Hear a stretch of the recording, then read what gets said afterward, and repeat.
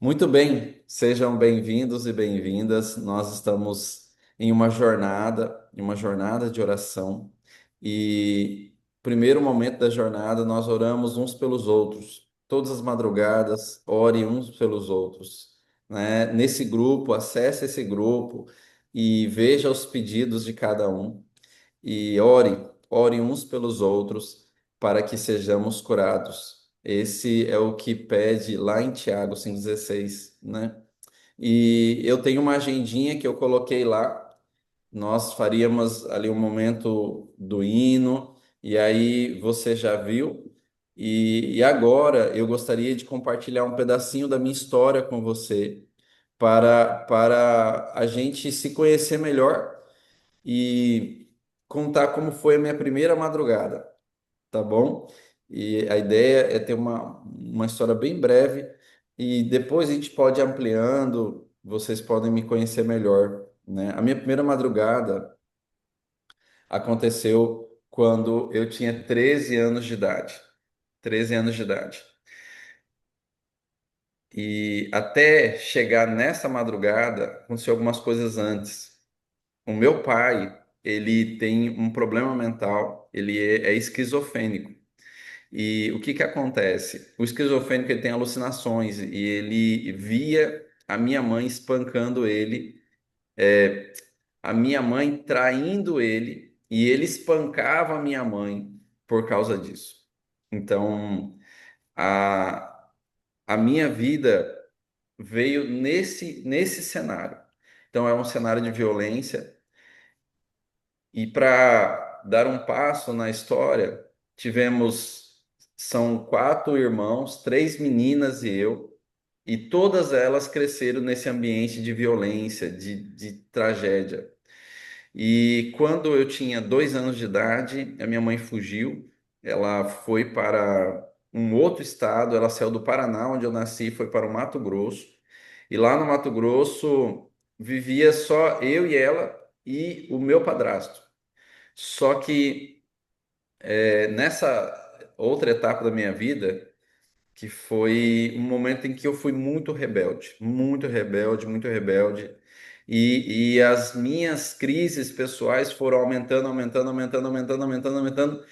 E cheguei na escola e eu fui me tornando uma criança terrível, uma criança terrível, um pré-adolescente terrível.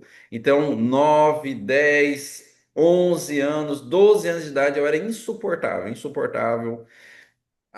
Ninguém me aguentava. Talvez tenha algum professor aí entre nós.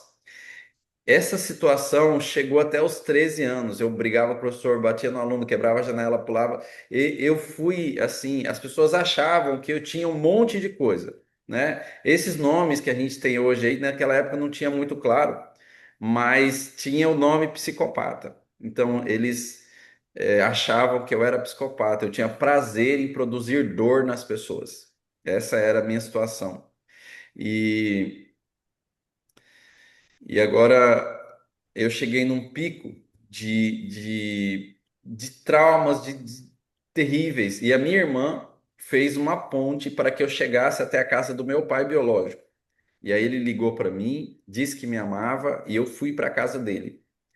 Quando eu cheguei na casa dele, ele recebeu todo o meu currículo e ele me chamou para conversar e ele me espancou pela primeira vez.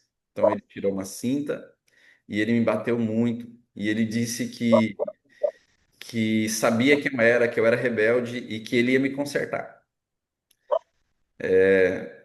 Agora você percebe a situação.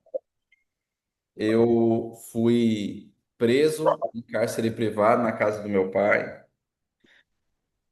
e eu vou só fechar o seu áudio aqui, minha querida, só para mim manter a gravação.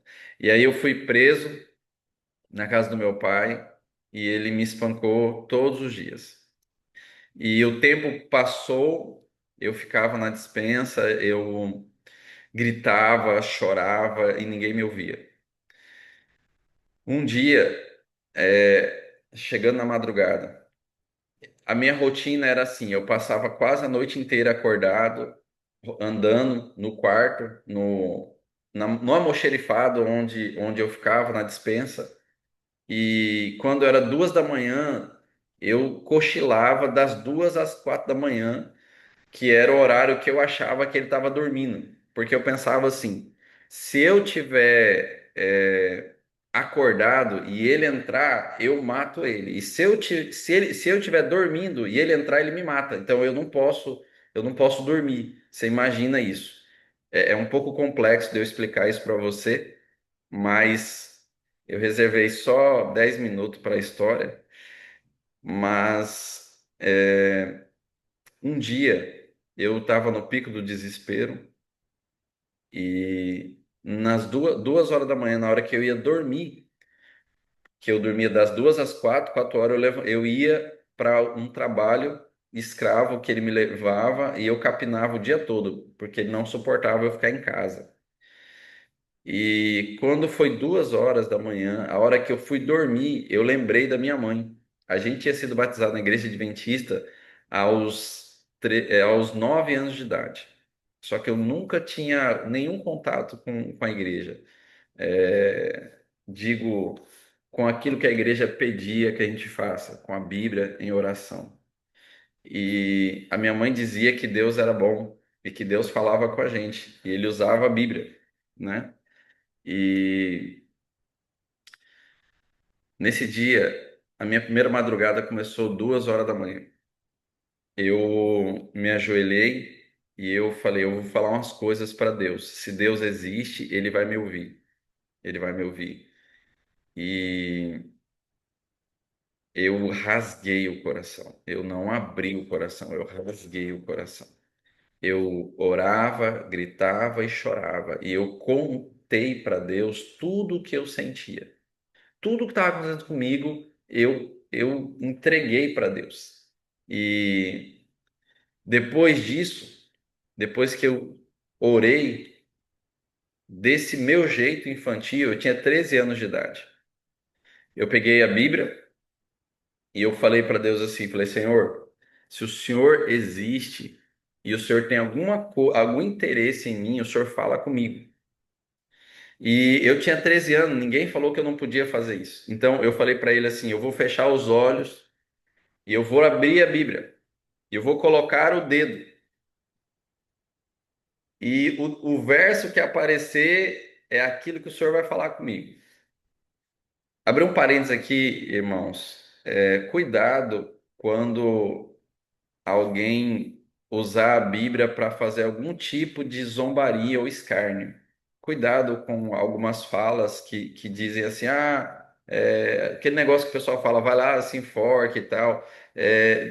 Deus é muito sagrado com a sua Bíblia, com a palavra dele, né? E aí, quando a gente for tocar aqui, tira a sandália dos pés, porque aqui é Terra Santa. E Deus pode falar com a gente do jeito que ele quiser, da forma que ele quiser, não tem problema, né? E fecha parênteses, o texto que eu achei está em Provérbios 1, versículo 8. Você pode registrar aí, que diz assim: Filho meu. Então, lá tem a sequência do verso, mas a palavra-chave foi filho meu. E assim foi a primeira vez que Deus falou comigo. Eu continuei lendo Provérbios. Isso foi das 2 às 4 da manhã, foram 2 horas de intensa experiência com Cristo. E eu lembro que depois que eu li vários, eu pensei assim: Deus falou comigo, Deus falou comigo. E ele me chamou de filho. Então, se eu sou filho dele, então ele é meu pai. E eu falei assim: é isso, Deus é meu pai. Quando eu falei isso, foi como se uma luz descesse do céu. E eu ouvi Deus falando comigo. E Deus falou para mim: eu sou teu pai. Eu fiz você nascer, eu te dou o ar que você respira. Eu planejei esse momento, eu planejei esse encontro aqui. E agora eu tenho um chamado para você. Eu tenho um projeto para você. Eu tenho um propósito para sua vida. E é por isso que você passou tudo que você passou. E eu fiquei assim chocado, eu me tremia todo, foi algo muito forte. E deu 4 horas da manhã. Aí alguém foi lá e bateu na porta, era o capataz da fazenda, e eu fui trabalhar, capinar algodão, numa cidade chamada 1º de Maio, no Paraná. E aquele dia foi outro dia, eu era outro Marcos. E eu conversava com o papai, e papai conversava comigo. A ênfase aqui dessa história é duas coisas. A primeira é que as pessoas vão buscar Deus na madrugada porque elas querem algo, elas têm alguma necessidade, né? Eu espero que a crise não venha para as pessoas para que elas busquem a Deus. Mas na maioria gritante é assim. Na maioria gritante é assim. Talvez você acordou de madrugada porque porque você quer algo que te falta, algum desespero, alguma crise, né? Talvez você não tenha crise nenhuma, mas a sua intimidade com Cristo vê as crises dos outros. Quem me entende o que eu estou falando? E aí você vê as pessoas, elas estão passando por crise, e elas nem dão conta de levantar de madrugada. Então, esse aqui é a primeira ênfase da madrugada. E essa foi a minha primeira experiência na madrugada. Esse ano de 2025 faz 25 anos que eu tive esse encontro com Cristo, às 2 horas da manhã. E isso é uma rotina para mim, nesses 25 anos. Algumas exceções, mas eu já estou acostumado com a madrugada. Eu já estou acostumado com a madrugada. E o segundo ponto é o chamado. Deus tem um chamado para cada um de nós. Todas as experiências negativas que a gente tem é por causa disso. E eu saí da casa do meu pai biológico, que eu era cárcere privado por um milagre. E aí eu voltei para a casa dos meus pais e na primeira madrugada que eu estava lá, eu saí para buscar a Cristo. Ele me acordou 2 horas da manhã. E esse era o tempo. Eu saía da minha casa, eu cresci na roça, no sítio. E lá a gente subia uma montanhazinha, tinha uma rocha. E para mim, ele me acordava às 2 horas da manhã, segurava na minha mão e ele me levava até esse lugar. E eu ficava lá com ele das 2 às 9 da manhã. Isso foi por 10 anos, dos 13 aos 23 anos de idade. Imagina isso. Isso é um tipo de coisa que não é normal, não é comum. Mas a crise que eu tive na minha infância era tão grande que para mim era um prazer amanhecer o dia com Deus, todos os dias, por esse período. E um desses dias, e agora eu encerro essa parte da madrugada sobre a missão, está em Lucas capítulo 1. Logo nos primeiros dias, Deus me deu um verso. Deus me deu um verso. Você pode abrir aí Lucas capítulo 1, verso 76. E aqui é o que tem a ver com a nossa jornada, tá bom? Já estou fazendo uma ponte para a próxima parte da nossa jornada aqui. Lucas capítulo 1, versículo 76. E aqui eu quero fazer um convite para você. Você que está aqui, meu querido irmão, minha querida irmã. Após a leitura, nós vamos ter um momento de oração. E aí eu vou explicar para você a sua atividade. Mas esse texto Deus me deu quando eu tinha 13 anos de idade. Agora você já sabe a minha idade. foi muito forte para mim e eu nunca esqueci disso. Eu era uma criança. E o verso 76 diz assim: Tu, menino, serás chamado profeta do Altíssimo, porque precederás o Senhor, preparando-lhes os caminhos, para dar ao seu povo conhecimento da salvação, no redimi-lo dos seus pecados. Graças à entranhável misericórdia de nosso Deus, pela qual nos visitará o sol nascente das alturas, para alumiar os que jazem nas trevas e na sombra da morte, e dirigir os nossos pés pelo caminho da paz. Aqui é Zacarias falando para João Batista. O verso 80 diz assim: que o menino crescia e se fortalecia em espírito, e viveu nos desertos até o dia em que havia de se manifestar a Israel. Eu creio, irmãos, que nós podemos aqui iniciar uma jornada permanente, uma escola de profetas. Eu creio que você e eu pode ser chamado profeta do Altíssimo. Eu nunca tive uma visão igual Ellen White. Isso é um tipo específico de profeta. Mas João Batista também não teve uma visão. João Batista, ele apresentava a Bíblia. João Batista é um profeta moderno que apresenta as profecias bíblicas, sabe?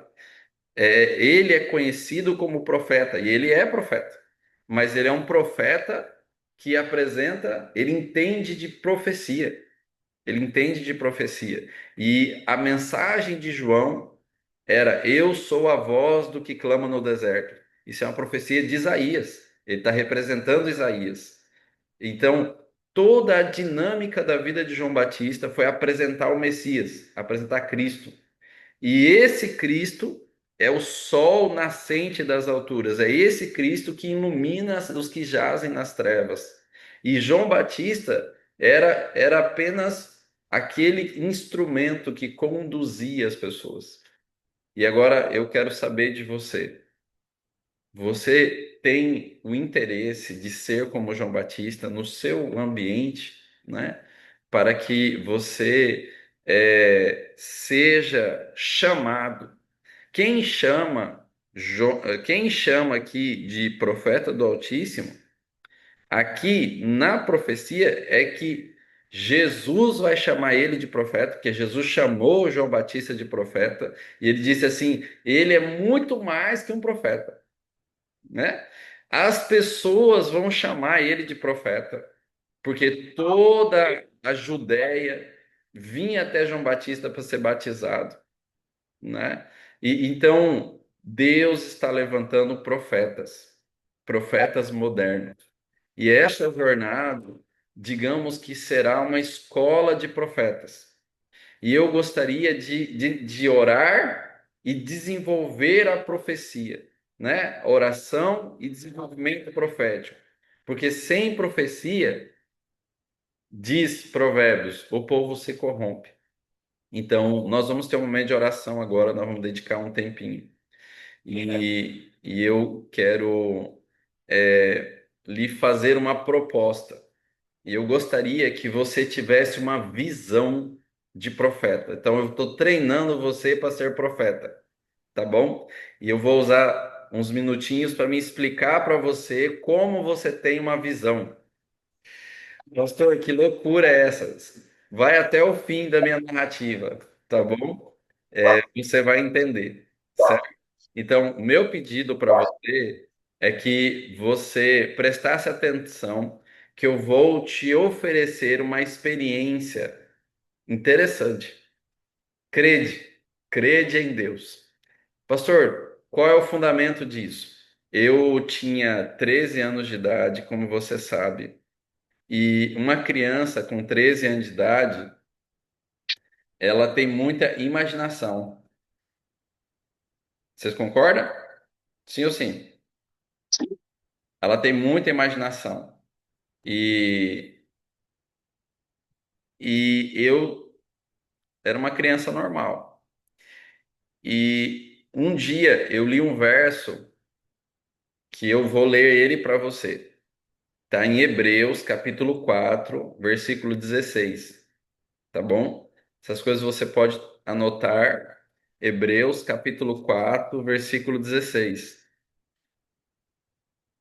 Hebreus, capítulo 4 versículo 16. Se você achou aí, você gostaria de ler, eu gostaria da sua participação. Aí você fala o teu nome, e aí você fala assim, eu vou ler, pastor, para a gente é, organizar. Que diz aí Hebreus, capítulo 4 versículo 16. Posso ler? Vou ler. É a Neuza. Pode Neuza Moraes, por ler. aí. Tem a Neuza Por no isso, WhatsApp. Pode ler. tenhamos confiança e cheguemos perto do trono divino, onde está a graça de Deus. Ali receberemos misericórdia e encontraremos graça sempre que precisamos de ajuda. Excelente. Você percebeu que o apóstolo Paulo, que nós cremos que é o autor de Hebreus, ele diz assim que você tem que ir ao trono. Esse tem um trono de graça. Então, na minha imaginação infantil, eu pensei assim: onde está o trono de graça? E que eu tenho que me achegar ao trono, que eu tenho que ir até o trono. Como que eu vou até o trono? E eu, 2 horas da manhã, lá na roça, eu comecei a imaginar uma viagem ao céu. Quem entendeu?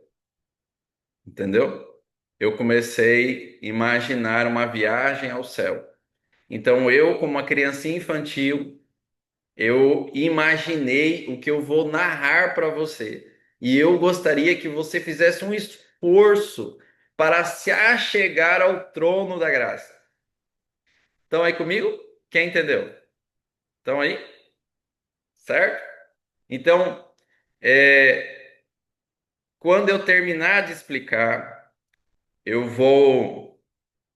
Você pode desligar suas câmeras e aí você vai ter 10 minutos de oração, tá bom? E é uma oração silenciosa, você aí. E essa experiência pode ser marcante, o início de uma formação profética. Amém? Não quer dizer que você não teve nenhuma experiência antes. Isso aqui é só elevar, te oferecer o que eu tive. Então, o que eu vou lhe oferecer é a experiência que eu tive. Combinado? É só uma forma de testemunhar do meu Jesus. Então, imagina, na hora que eu falar, né? Vai, você desliga a tua câmera, se quiser, e tente ficar só. Imagina você indo ao céu. Então, presta atenção na narrativa. Imagina isso. Tem a opção de eu fazer a narrativa, você com os olhos fechados já ir comigo, e tem a opção de eu te explicar, e aí depois você vai sozinha, entre aspas, né? Que vocês acham melhor vocês ficar com os olhos fechados e eu levar vocês lá no trono? Ou você acha que eu devo explicar e depois você ir?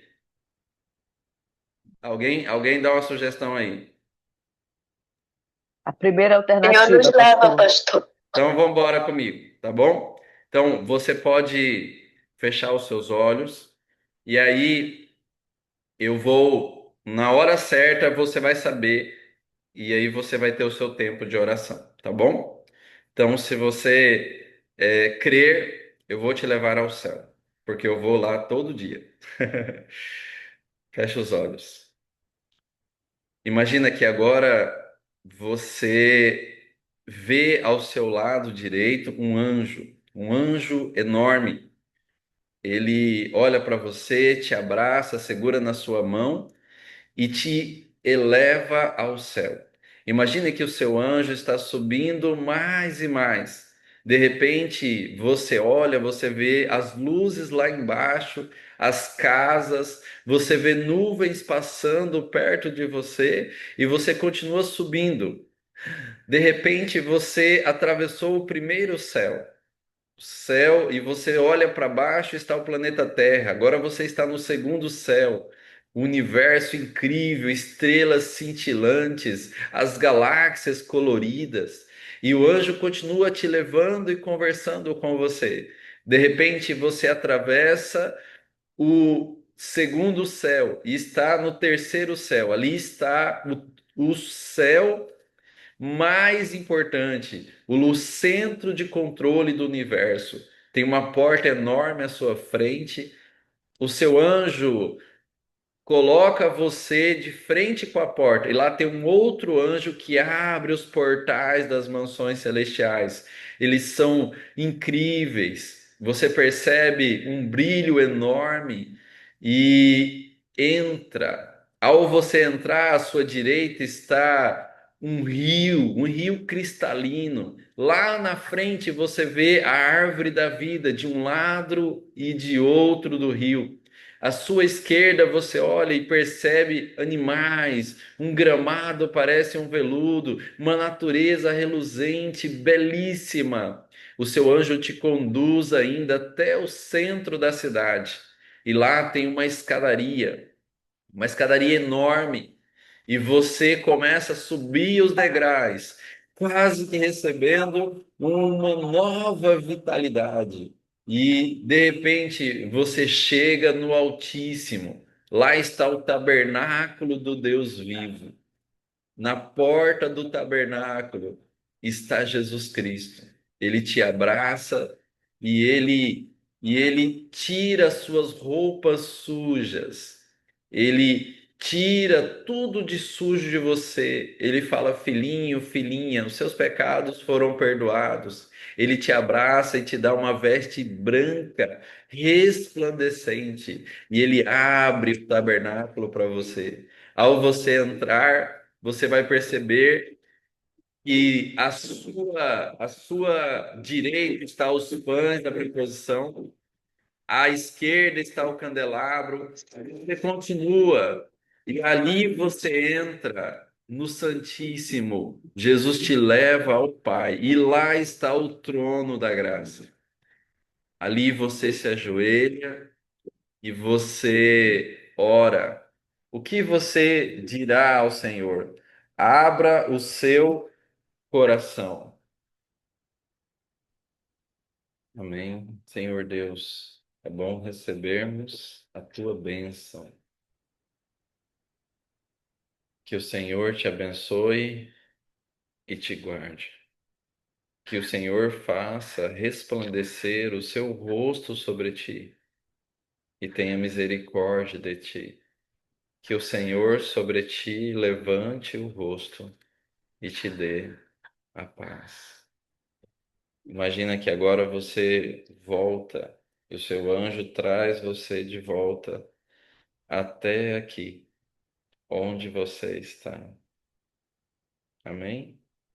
Chegou? Quem chegou aí? Amém. 5 minutos para você abrir teu áudio. Amém.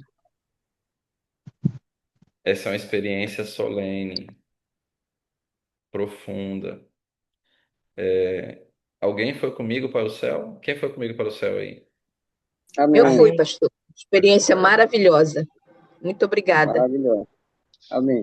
Eu não sei se alguém te levou para o céu dos últimos Amém. dias, mas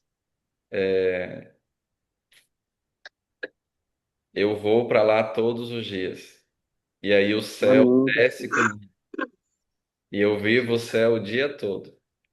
Eu Eu faço chamo isso aqui isso de o também. mundo das maravilhas. Vocês vão entender sobre isso na jornada. Eu só estou transferindo a minha experiência pessoal para você. Cada um tem as suas experiências, né? Mas quero saber, alguém gostaria de compartilhar essa essa experiência? Alguém que talvez queira falar, né? O pessoal do WhatsApp pode falar, eu vou ver se o meu celular tem a caixinha suficiente para os do Zoom ouvir, tá bom? Mas eu vou deixar. Quem levantou a mão? Foi uma Rita? Rita? Isso. Pode, pode É, falar. eu já tenho a experiência, pastor, das minhas madrugadas com Deus, há muito tempo, desde quando iniciou o projeto das 41 madrugadas. E eu faço essa atividade por todo esse tempo, já tem mais de 20 anos. Mas hoje foi uma experiência ímpar, foi uma experiência sem igual. Eu não tinha tido ainda essa experiência de chegar e entrar no Santo dos Santos. E hoje foi assim uma dinâmica maravilhosa. Eu realmente me arrepiei, sabe? E essa experiência eu não vou esquecer, não. É muito boa. Muito obrigada. Amém, né? Amém. Tem mais alguém que gostaria de compartilhar? Obrigado por compartilhar, irmã Rita.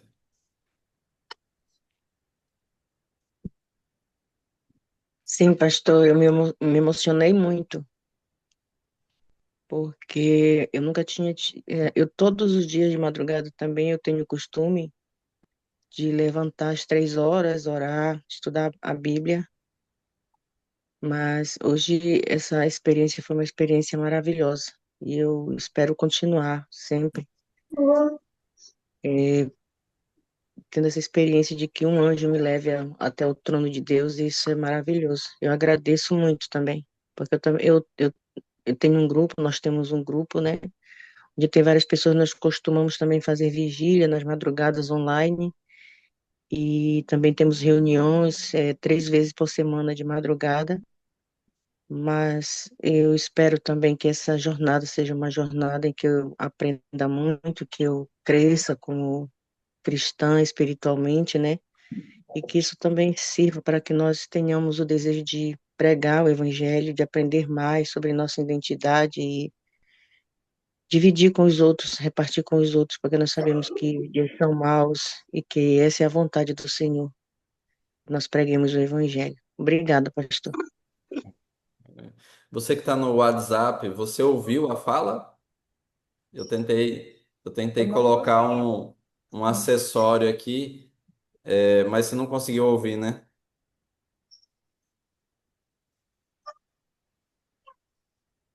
Paciência aí com a nossa.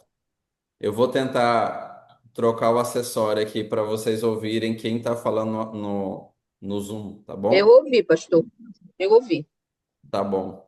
É, nós agora 5 horas em ponto, praticamente, 5 horas agora. E a gente vai precisar desses 30 minutinhos aqui, tá bom? Porque talvez tem alguém aqui de Belém que vai ainda para o evento do Congresso e eu não quero atrapalhar você, viu? Mas eu achei que das 5h30 até dá tempo, né? Então, vamos para a nossa próxima parte, que é o estudo, né? Abra sua Bíblia lá em Apocalipse, capítulo 14. E hoje vai ser só uma introdução, né? Mas precisa gerar em você uma. Tá muito difícil Tá, a escuta. peraí. Voltou? Melhorou agora? Melhor? Tá bom. É porque eu coloquei um acessório aqui para ver se vocês pegavam o áudio dos outros lá, mas não adiantou não. Então, paciência aí comigo aí, né? Mas você me ouvindo já tá avançando, você que está no WhatsApp. Abra sua Bíblia em Apocalipse 14, Apocalipse capítulo 14. Você já conhece essa parte do livro? Ele, ele tem a ver com a nossa identidade profética, com a nossa missão profética e com o nosso chamado profético, né? Aqui está tudo, e daqui a gente expande todas as profecias da Bíblia, né? Tá falhando? Depois você pode rever também, que eu vou gravar, né? Amém? Apocalipse 14, versículo 6, né? Na minha Bíblia diz assim: Vi outro anjo voando pelo meio do céu, tendo um evangelho eterno para pregar aos que se assentam sobre a terra, a todas as nações, tribo, língua e povo, dizendo em grande voz: Temei a Deus e dar-lhe glória, pois é chegada a hora do seu juízo, e adorai aquele que fez o céu, a terra, o mar e a fonte das águas. Seguiu-se outro anjo, o segundo, dizendo: Caiu, caiu a grande Babilônia, que tem dado a beber a todas as nações do vinho da fúria da sua prostituição. Seguiu-se a estes outro anjo, o terceiro, dizendo em grande voz: Se alguém adora a besta e a sua imagem, e recebe a sua marca na fronte ou sobre a mão, também esse beberá do vinho da cólera de Deus, preparado sem mistura, do cálice da sua ira, e será atormentado com fogo e enxofre diante dos santos anjos e na presença do Cordeiro. A fumaça do seu tormento sobe pelos séculos dos séculos, e não tem descanso algum, nem de dia, nem de noite. Olha que coisa incrível isso aqui. Todos, eles não têm descanso algum, nem de dia e nem de noite.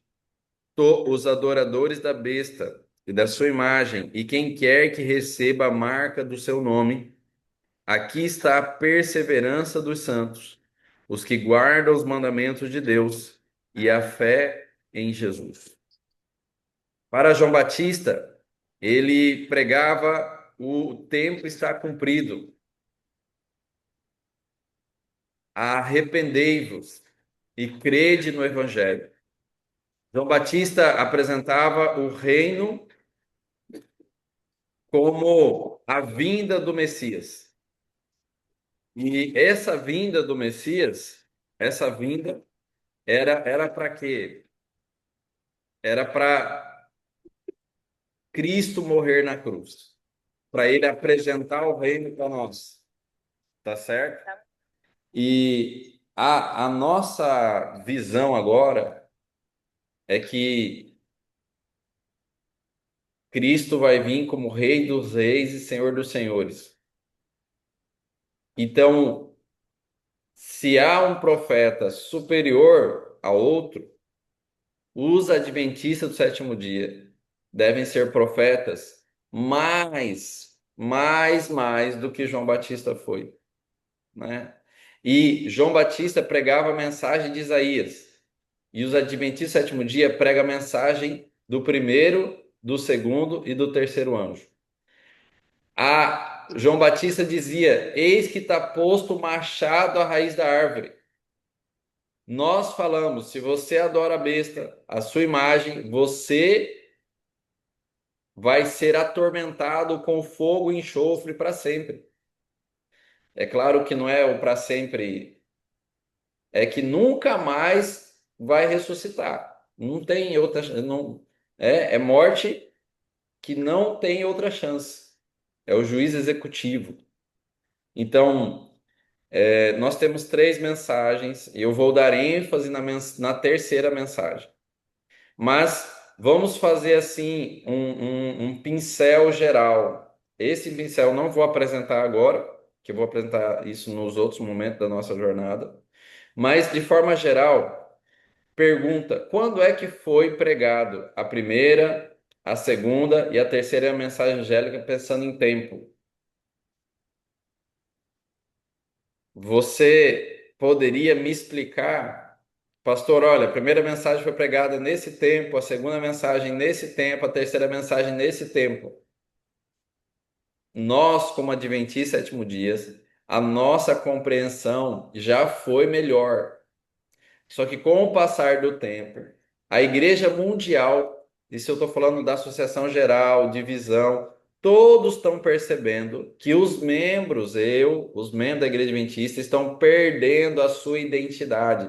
Eles esqueceram a sua identidade profética, porque não há uma narrativa constante na igreja. Nós pregamos muitas coisas e pouca profecia, né? Isso não é uma crítica ou um julgamento, isso é um cenário profético, porque nós estamos em um período que é a sétima igreja, que é o período de Laodiceia. Então, é normal na profecia, mas não significa que eu tenho que ser Laodiceia. Tá claro essa parte? Né? Sim. Então, vou só relembrar para você uma linha profética aqui imaginária. Você pode pegar um caderno e ir riscando na narrativa. Então, a nossa vida profética começa quando? Quando que começa os nossos dias proféticos, os dias proféticos dos adventistas do sétimo dia? Então, quando é que começa os dias proféticos do Adventista Sétimo Dia? Eu vou precisar de uns 15 minutos para comentar sobre isso. Eu li na história da redenção, pastor, que essa profecia foi de 1840 a 1844. Vamos chegar lá. Só que a pergunta é assim: quando começou os dias proféticos da Igreja Adventista do Sétimo Dia? 1844? Não, não, não. Por que a gente fala 1844? Foi o desapontamento, né? Pois é, mas foi por causa de 457. Então, os nossos dias proféticos começam em 457, né? Antes de Cristo, que é o início da profecia de Daniel 8,14. Se nós não Esse começarmos aqui, não vai ter fundamento para 804? 1854 e também não tem fundamento para você ser adventista. E aí, algumas perguntas vão responder na jornada. É assim: como que eu posso provar biblicamente que o ano é 457? Não achem que eu estou exagerando, mas de forma geral, a nossa turma, eles não têm isso claro na cabeça. Nós perdemos a nossa identidade profética por falta de conhecimento profético. Então, nossos dias proféticos começam em 457, que é a ordem para restaurar e reconstruir Jerusalém. E aí, esse 457, nossos dias proféticos vão até onde? Vão até o ano do nascimento do Messias. E depois passa pelo ano da morte do Messias. E depois termina as 490 anos no ano 34 depois de Cristo, que é com a morte de Estevão. Do ano 34 até 1844 está a linha dos 2.300 anos. Tô desenhando aqui com você, tá vendo? Tô desenhando aqui. Então, dito isso, aí em 1844, o movimento adventista prega a primeira mensagem angélica, certo? Só que eles só pregaram a primeira mensagem angélica porque foi feita uma profecia de que haveria um juízo no final dos 2.300 anos. Entendeu? Então, Daniel 8,14, até 2.300 tardes e manhãs, e o santuário será purificado. Quando essa narrativa do santuário purificado acontece, tem que me levar ao dia da purificação do santuário lá do povo de Israel, que era o dia do Yom Kippur, o dia Yom do Kippur. juízo, né? Então, era o dia do juízo, era o último dia do ano, era o dia do Yom Kippur, Levítico 16. Então você vai perceber que nós temos muita coisa para a gente estudar. Talvez nas próximas jornadas a gente estabeleça aí 2 horas, né? Mas, mas hoje é só uma introdução geral, tá bom? E, pastor, Hoje é só pra você ficar com vontade. de Esdras, Fala, Marcelo. no livro de Esdras, ele dá, né, aí pra gente também um parâmetro de Sim, praticamente de tudo, né, que onde sim. começa, né, com Uhum. o decreto, né, de Dario, né, e Beleza. aí só que ele não vai estar ali, ou seja, é por xerxes, né, Artaxerxes, São 3 decretos. Isso aí, bora estudar depois. isso, Vou só continuar a minha viagem aqui. Aguenta as pontas aí. tá, Então vai dar tranquilo. 5h30 e eu nem comecei, né? Mas só para você ficar com vontade, para você pensar assim, poxa, como tá a minha noção profética? Sim, sim, Entendeu? sim. A ideia hoje é a gente avaliar a nossa noção profética. Então, chegamos em 1844. 1844 acontece a primeira mensagem angélica. Temei a Deus e dar-lhe glória. Por quê? Porque chegou o juízo. O juízo é aqui, o juízo é agora. Amém? Então, Amém. Amém. a parte do Guilherme Miller era essa. O juízo chegou, o juízo chegou. Só que Guilherme Miller achava que o juízo era a volta de Jesus. Você já sabe essa parte da história. E aí acontece o desapontamento. E em dezembro, ali, no final do ano de 1844, aparece uma mulher na história que é uma jovem, tinha 17 anos na época, Ellen White, e ela recebe a visão. Qual é a primeira visão que Ellen White teve? Quem sabe o nome da primeira visão que Ellen White teve? 5 segundos para você falar rápido. O 5. caminho do céu? O caminho para o céu? Tá quase certo, irmã Rita. Só que nós conhecemos como o caminho estreito.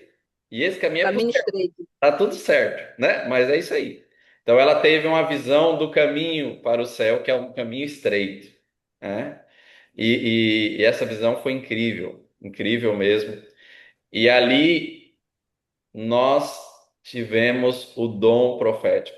Nós recebemos, nós como povo adventista, o ministério de Ellen White através do dom de profecia, né? O espírito de profecia. E eu louvo a Deus todos os dias por isso, né? E só que depois do desapontamento, um grupinho de umas 15 pessoas, incluindo Ellen White, estudaram a Bíblia por 4 anos, de 1844 a 1848. Aqui, quem sabe, é uma contribuição para você. 1844 a 1848, por 4 anos, mais ou menos 15 pessoas estudaram a Bíblia dia e noite. Eles passavam noites inteiras estudando a Bíblia. Ellen White, Tiago White, Irã Edson, Uriah Smith. Esses pioneiros nossos, eles se reuniam em um PG e eles passavam noites inteiras estudando a Bíblia. E eles estudaram todas as doutrinas bíblicas que nós defendemos hoje. E era mais ou menos assim: se eles pendiam para um lado, Ellen White recebia uma visão e mostrava, não é essa a interpretação da Bíblia, é essa. E eles voltavam para a Bíblia e eles extraíam da Bíblia todas as provas bíblicas para aquela doutrina.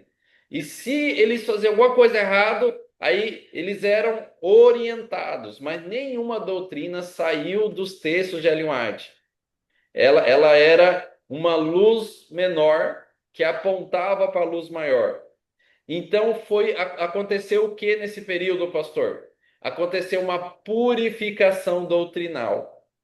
Então, nesses 4 anos, essa purificação continuou, né? Mas esses 4 anos foram cruciais.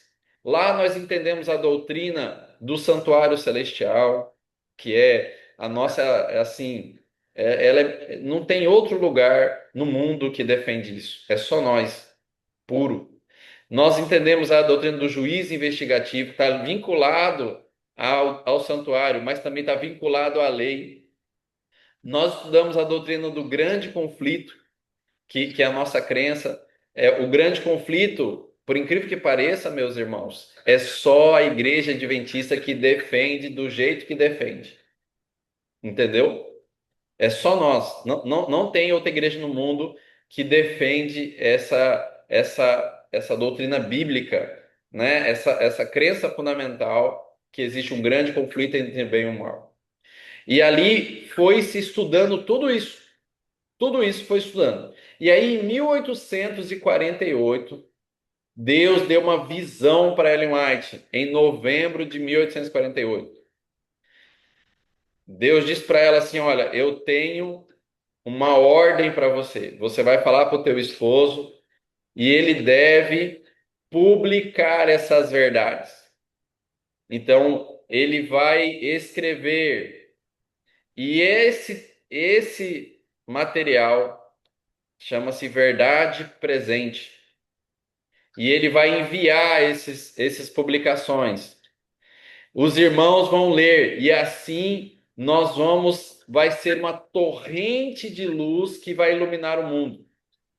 Então, se você entrar na internet e colocar assim a palavra caminho estreito, você vai ver que em volta lá no início tem uma luz assim que vai rodeando o mundo. E essa luz é durante todo o caminho até a volta de Jesus. Essa luz é as publicações. Entendeu? É as publicações que começou naquele dia. Nesse dia 1848, com a verdade pura, a verdade do sábado, da lei de Deus, de tudo pura, ali foi pregado a segunda mensagem angélica. Qual que é a segunda mensagem angélica? Caiu a grande A Babilônia, Grande Babilônia. entende? E agora a Babilônia que deu de beber do vinho da sua prostituição, que mentiu para todo o planeta, a Babilônia que corrompeu as doutrinas durante 1260 anos, de 538 a 1798, agora a Babilônia caiu por terra, porque agora tem um povo puro. Tem um povo que não está contaminado com a Babilônia. Então, nessa data, começou-se a pregar a segunda mensagem angélica. Só que não parou de pregar a primeira, porque o juízo investigativo continua até hoje. Então, não houve assim, vamos pregar essa, depois não prega mais essa. Agora vamos pregar essa, não prega. Não.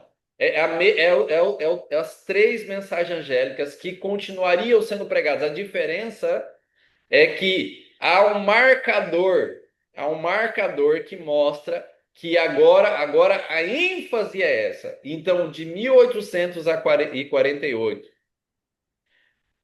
por um período longo de tempo, praticamente esse período nós estamos vendo agora, a ênfase é nós temos que falar, caiu a grande Babilônia.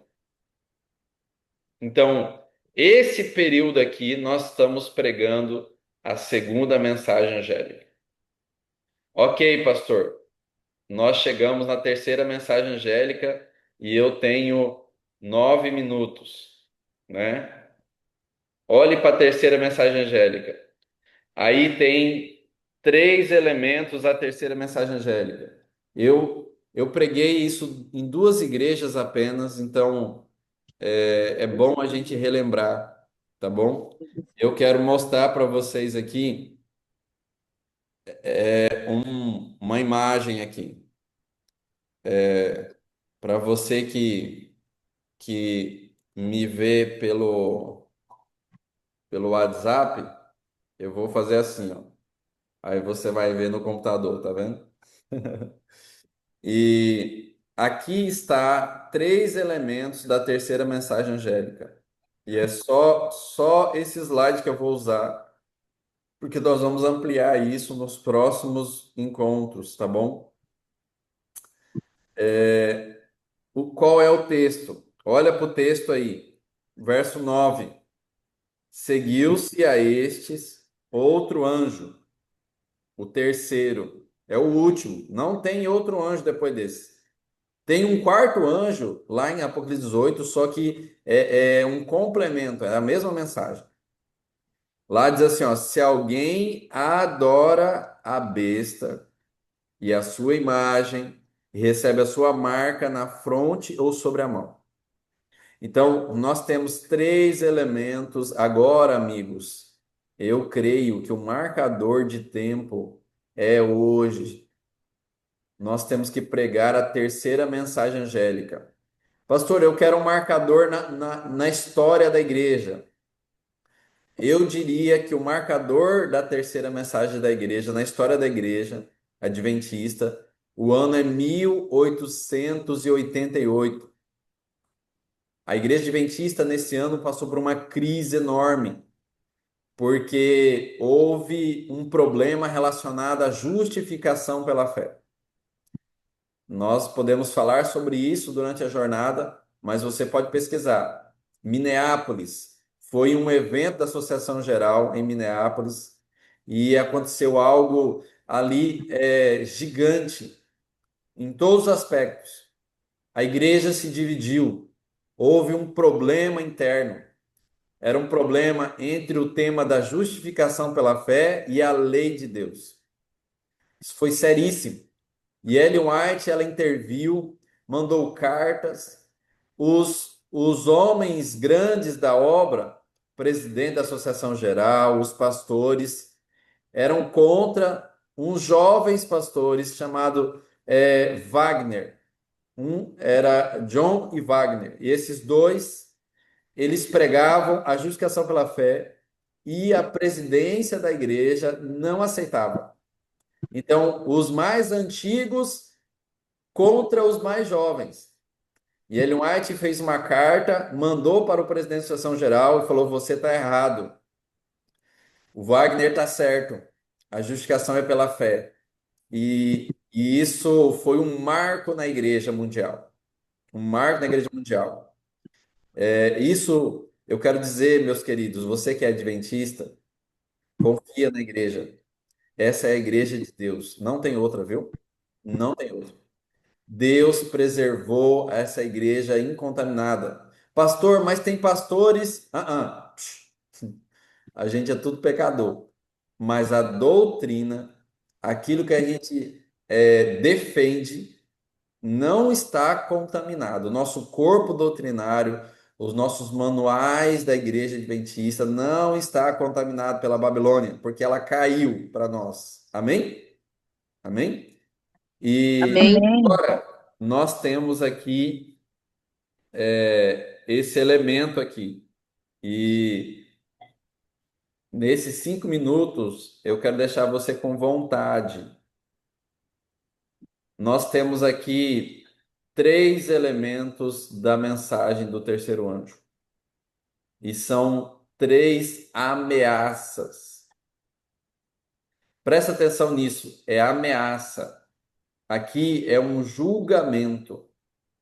Se você adorar a besta, se você adorar a imagem da besta, e se você receber a marca da besta, aí o texto diz no verso 10: você beberá do vinho da cólera de Deus, preparado sem mistura, do cálice da sua ira, e será atormentado com fogo e enxofre diante dos santos anjos e na presença do Cordeiro. O texto diz no verso 11 que a fumaça do seu tormento sobe pelos séculos dos séculos, e não tem descanso algum, nem de dia nem de noite, os adoradores da besta e da sua imagem, e quem quer que receba a marca do seu nome. Então você vai perceber que esse é a única mensagem de ameaça. A primeira mensagem angélica é temer a Deus e dar-lhe glória. Chegou o juízo. Presta atenção. Você será julgado. Na segunda mensagem, há uma diferença. Aqui fala, ó, Babilônia caiu, não fique do lado dela. Bom, e na terceira mensagem é o seguinte, olha, a gente pediu para você adorar a Deus por você viver para sempre.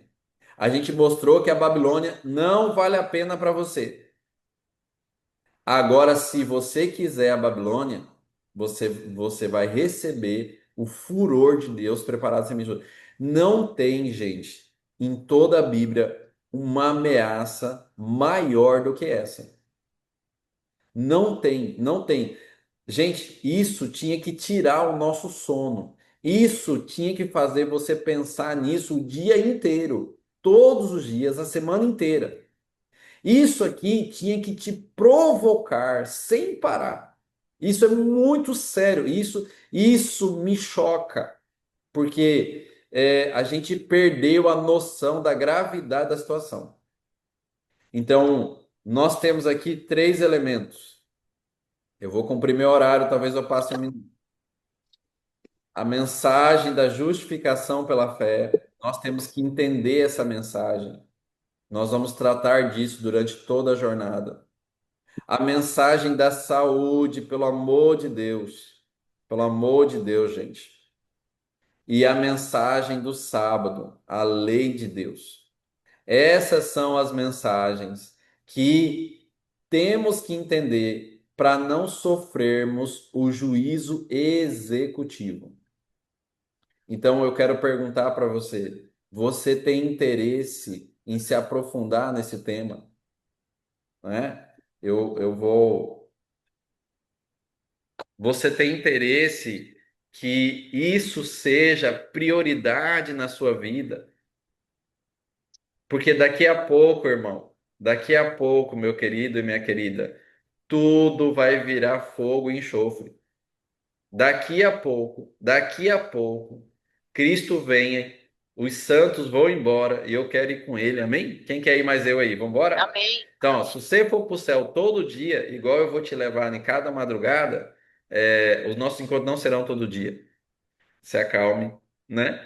Mas se você repetir essa dinâmica que você teve hoje, quando Jesus voltar, você já está acostumado.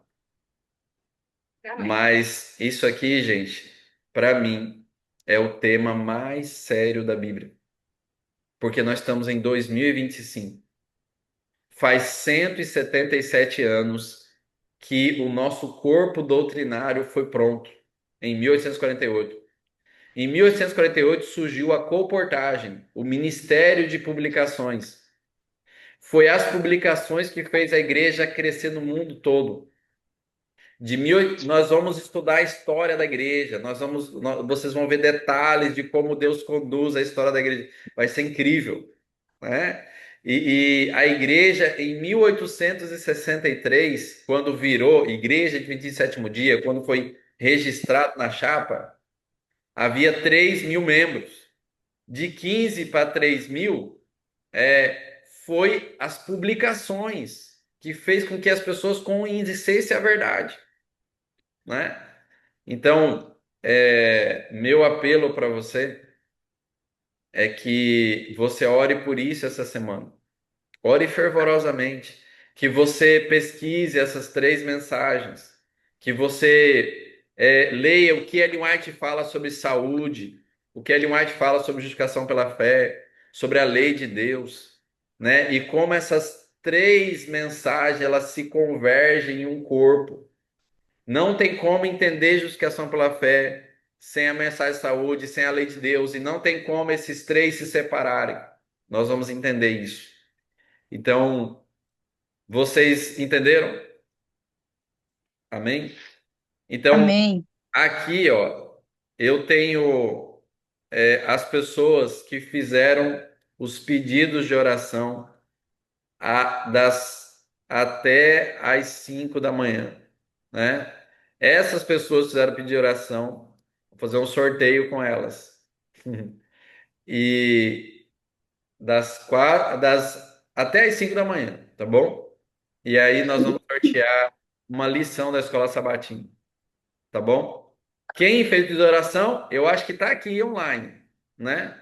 Eu acho que tá aqui online. Pastor, E aí nós é, vamos sortear isso. Se você já fez essa assinatura, glória a Deus. Depois você doa para alguém, tá bom?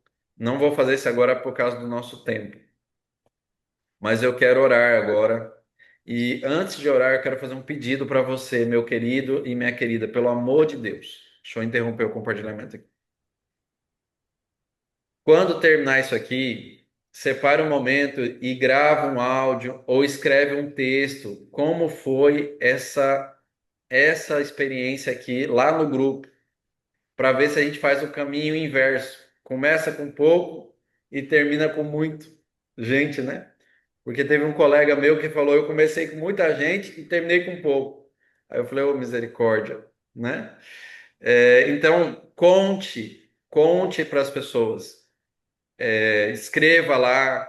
Se cada um de vocês, olha, chegamos a 13 aqui no Zoom e mais 3 aqui no WhatsApp.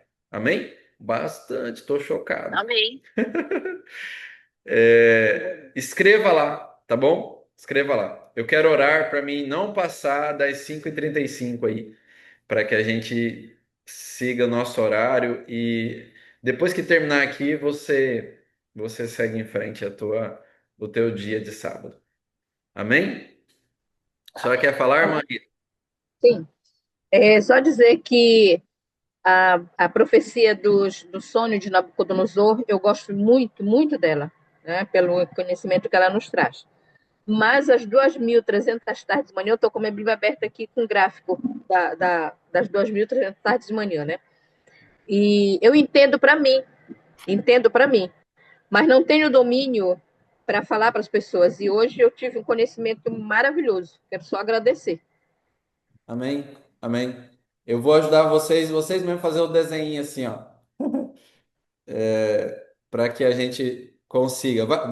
Vai ser cada vez mais simples. A ideia é que seja bem simples para qualquer pessoa entender, para que até quem passa correndo entenda. E até uma criança pode entender também, né? Certo. Vamos orar? Oremos. Santo Deus, a nossa gratidão, porque o Senhor nos chamou para ser profetas do Altíssimo. O Senhor nos chamou para pregar que Cristo irá voltar. E quando ele voltar, que será muito em breve, as pessoas precisam estar preparadas, precisam estar prontas. E a mensagem do primeiro, do segundo e do terceiro anjo, especialmente, vão preparar um povo para se encontrar com Cristo. A volta de Cristo é o ápice da profecia. E nós aguardamos o nosso Rei. Ajude, ó Deus, para que nossos irmãos aqui, que eles pensem sobre isso essa semana, que seja uma experiência importante para nós nessa jornada. O tempo passa muito rápido e nós queremos estar sempre, sempre de acordo com a sua vontade. Continue conosco, em nome de Jesus. Amém Amém. e amém. Amém. Tenha um bom sábado a todos. Muito obrigado pela presença.